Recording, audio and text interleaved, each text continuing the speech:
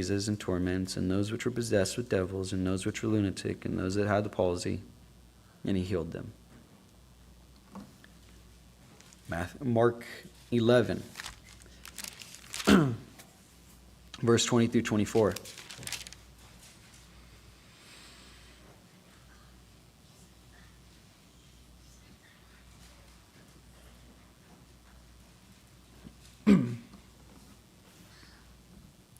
Verse 20 through 24. And in the morning as they passed by, they saw the fig tree dried up from the roots. And Peter, calling to remembrance, saith unto him, Master, behold, the fig tree, which thou cursest, is withered away. And Jesus answering saith unto them, Have faith in God, for verily I say unto you, that whosoever shall say unto this mountain, Be thou removed, and be thou cast into the sea, and shall not doubt in his heart, but shall believe that those things which he saith shall come to pass, he shall have whatsoever he saith. Therefore I say unto you, what things soever ye desire, when ye pray, believe that ye receive them, and ye shall have them. And when ye stand praying, forgive, if ye have aught against any man. Okay, so just through 24. Okay? When ye pray, believe that ye receive them, and ye shall have them. Right? We know that we need to be praying in faith. And so, again, right, when faith and fear, okay, they can't coincide. And so when a health problem arises, right, this is it's kind of like basic stuff, but what do we do about it, right? And the main thing is that if you're feeding yourself spiritually, then you're going to have faith, okay? When you're feeding yourself spiritually and you have faith, you're going to have less confidence in the world, and you're going to have more confidence in the Lord, right? But then the moment you start feeding your flesh, that's where the doubt comes, and then you're going to have more confidence in the world and less confidence in God.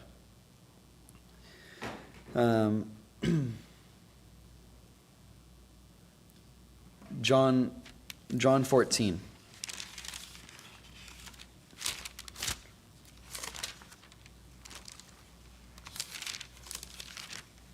John 14, verse 30.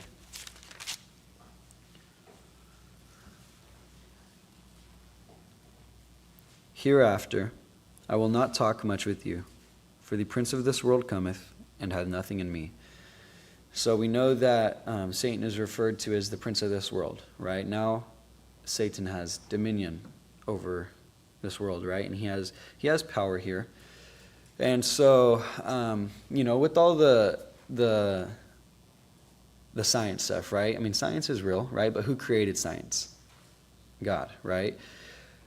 But also with that, like, Satan knows how our bodies work, and, he knows all that stuff. And he'll try to use that at times, right? Because he has dominion over the world. So he's going to use these things and try to deter us from the Lord and cause doubt, right? Fear. We'll look at that. And so, let's see. When you think of the word like addicting, okay, what do you think about? Addicting. Okay. Drugs, right? Yeah. So it's usually sinful, okay? Addicting, right? You can be addicted to things that are not necessarily sinful, okay? But yeah, so addicting, usually sinful. What's addicted to it?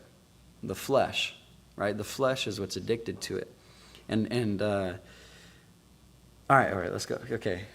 So Satan knows that alcohol, right, drugs, adult videos, gambling, fornication, it's all addicting, right? And he knows that, and he's going to use that. The Bible calls him, he's a deceiver. He wants to, to tempt us and do anything he can to drive us in a different direction from the Lord. And then for those, that aren't saved, right, this is a great avenue for him to make sure that individuals are never saved, right? They become addicted to a substance, and then once they go down that path, it's really hard for them to ever be saved, right? Because now they're playing, they could die, right, from whatever it is that they're messing with, but it takes them farther from the Lord. And with that, well, all right, yeah, let's go to 2 Corinthians first. 2 Corinthians 4.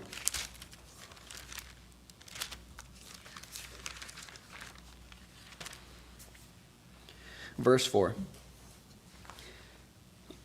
In whom the God of this world hath blinded the minds of them which believe not, lest the light of the glorious gospel of Christ, who is the image of God, should shine unto them. So again, Satan wants to keep, those that are not saved, right, blinded. And then, of course, he doesn't want us, serving the Lord. Romans 7, right, Paul, and he talks about the war of the flesh, right, the battle between the inward man and the flesh. Let's go there for just a few verses. Romans 7, verse 15. For that which I do, I allow not. Right? The things that I do in the flesh, in my inward man, I can't stand. Right? I don't want to do. Let's see. For what I would, that do I not. What the inward man wants to do, I don't do. Right? Because my flesh, it wants me to do other things.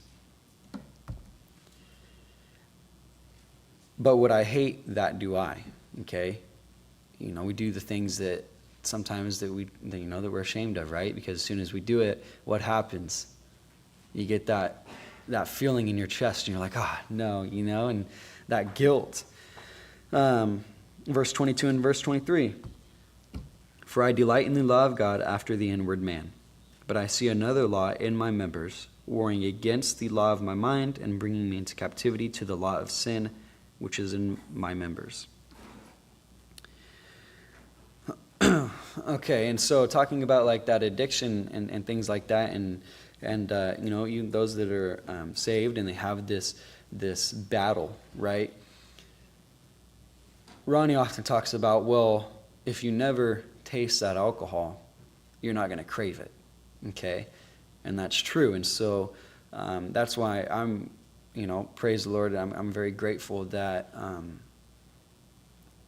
now I'm saved and my wife are saved, and so my kids get to have a much different life growing up than I did, right?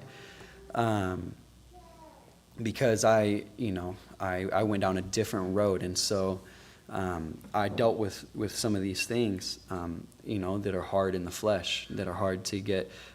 Now, I've tasted those things, right? And so a little bit more difficult for you, right, once you do it, okay? So the best thing is to never do it, right?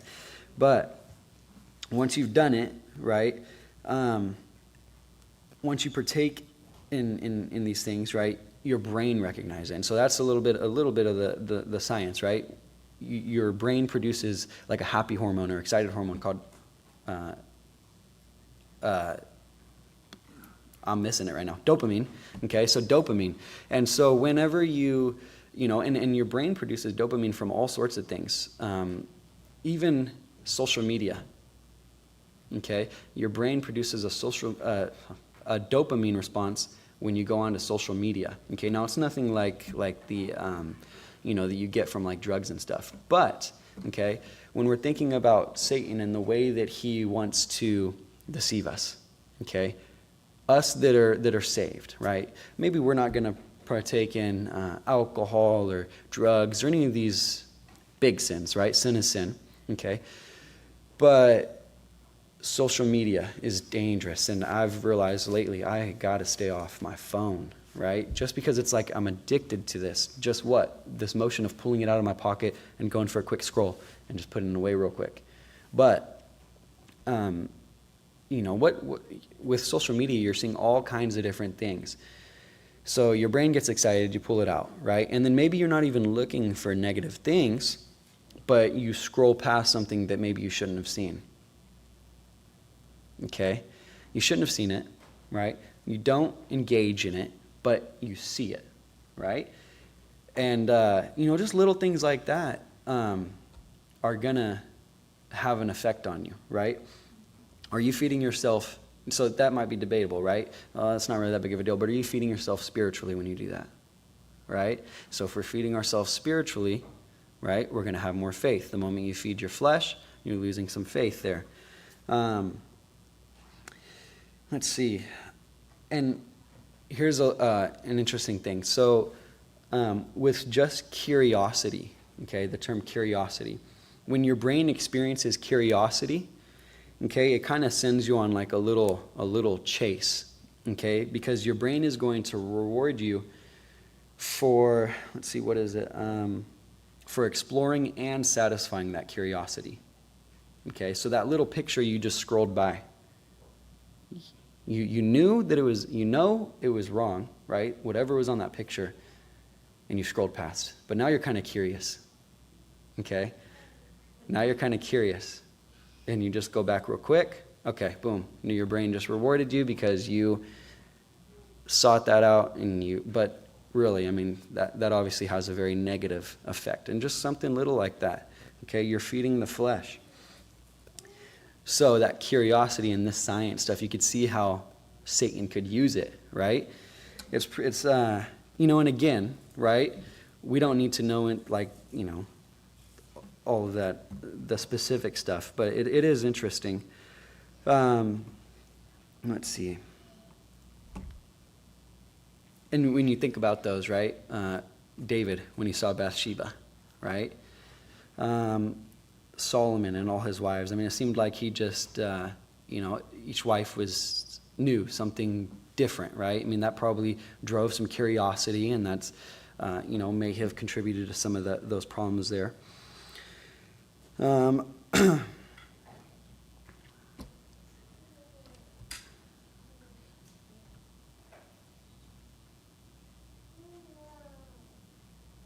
think it's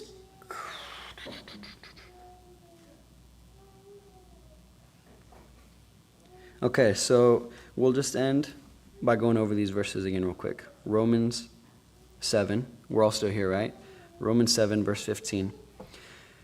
For that which I do, I allow not. For what I would, that do I not.